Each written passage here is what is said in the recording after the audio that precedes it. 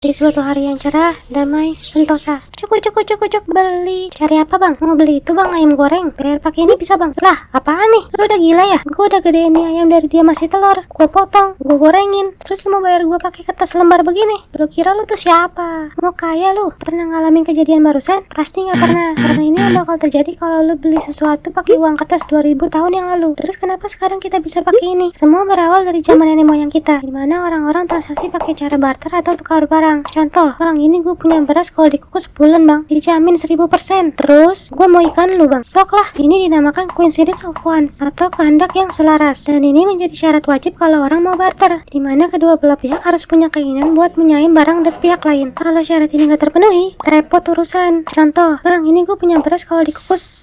Oh, obesitas gak makan nasi. Contoh lain, kemarin lu mau nuker beras sama ikan gua kan? Kuy, gak mau. Ikan lu bau amis. Ntar ketek gua bau ikan. Terus gimana kalau udah gini? Salah satu solusinya dengan nyari orang ketiga yang bisa diajak barter. Jadi kayak, cuy, gua mau beras dia nih. Makan kalau nggak nasi itu kurang gitu. Lo mau ikan gua nggak? Kebetulan banget nih kan lu tukang jahit. Dengar-dengar tuh si PA bajunya bolong-bolong. Kita barter bertiga gimana? Ikan lo bau amis gak? Enggak. Sok lah. Transaksi model begini benar-benar sulit. Belum lagi masalah transportasi dan masalah kadaluarsa barang yang pengen ditukar. Karena bisa aja si petani tadi pengen beli ikan, tapi berasnya panen 100 hari. Sedangkan dalam 100 hari ikan-ikan sini lain udah pada busuk. Terus gimana kalau udah gini? Si petani harus pakai barang lain untuk bisa beli ikan-ikan sini lain. Kita namain barang lain ini third good. Wah, bener juga ya. Kan ini berharga ya. Terus nggak basi. Besok-besok gue pakai juga buat belanja. Karena semua orang setuju bahwa ini berharga. Third good ini jadi sering dipakai orang-orang untuk transaksi. Juga karena kemudahannya. Kita namain third good ini uang. Ini maksudnya. Bukan. Belum. Sabar. Uang itu bentuknya bisa apa aja. Selama orang-orang di area itu setuju. Contoh, sapi sering digunakan sebagai uang karena umurnya panjang, praktis, dan langka. Berapa umurnya bang? 10 tahun. Perawan?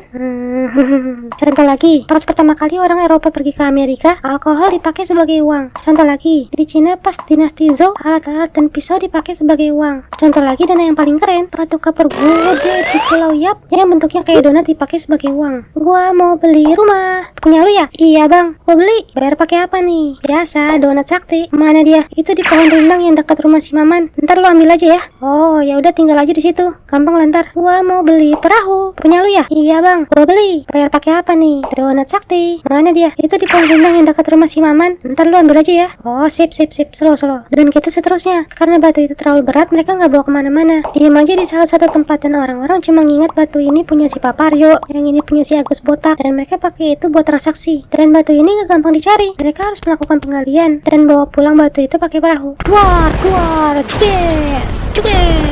OMG, perahu kita udah mau terbalik. Udah terbalik. Waduh, kita bakal mati. Tapi kita selamat. Tapi batunya jatuh ke dasar laut. Tidak. Lu masih bisa hidup aja udah bagus, PA. Ada apa nih kawan-kawan? Kita mau bawa batu sakti, tapi kita diterjang badai tadi. Terus batunya mana? Ya di dalam situ lah. Dan yang bikin keren adalah, ini padi seton bakal gue ya. Gue bayar pakai batu yang ada di dasar laut itu. Oh ya udah, ingetin itu batu udah punya gue ya. Yang bikin keren adalah batunya walaupun ada di dasar laut, tetap bisa dipakai buat transaksi. Bahkan selama ratusan tahun. Walaupun gak ada yang bisa lihat batunya. Keren gak tuh? Salah satu jenis uang yang paling lama dan paling tersebar di dunia adalah bukan emas, bukan perak, dinar, dirham, bukan, tapi kauri atau tengkuyung. Ya, benar gak sih nih terjemahan? Ya, lu cari sendiri lah di Google. Dia tahan lama, susah buat dipalsuin, dan dipanennya gak gampang. Jadi bakal aman dari inflasi yang gak stabil. Dan gak lupa emas dan perak juga dipakai jadi uang. Ya, lu pada udah tahu dah. Kisah sejarahnya paling banyak kita dengar dari hadis-hadis Nabi. Balik lagi, kalau dilihat-lihat sih gak ada masalah ya dengan kita pakai emas dan perak. Kita bisa belanja keperluan dengan nilai yang sesuai, tepat waktu, dan yang jual pun dapat keuntungan yang sesuai. Dan semua senang. Tapi masalah mulai muncul saat lo mau transaksi dengan jumlah yang lumayan gede. Susah buat dibawa-bawa, dan sangat beresiko kalau dibawa lewat tempat yang banyak remannya.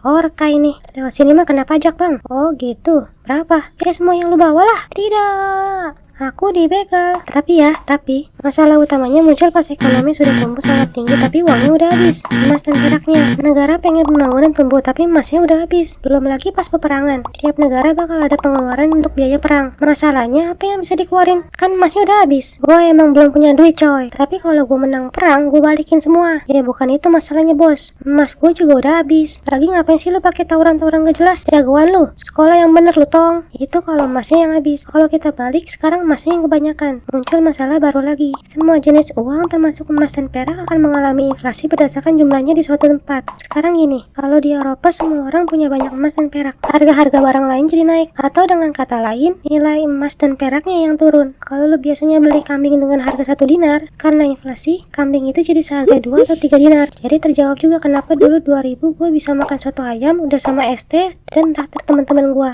Sekarang buat perak aja kurang 1000. BTW mana uang kertasnya?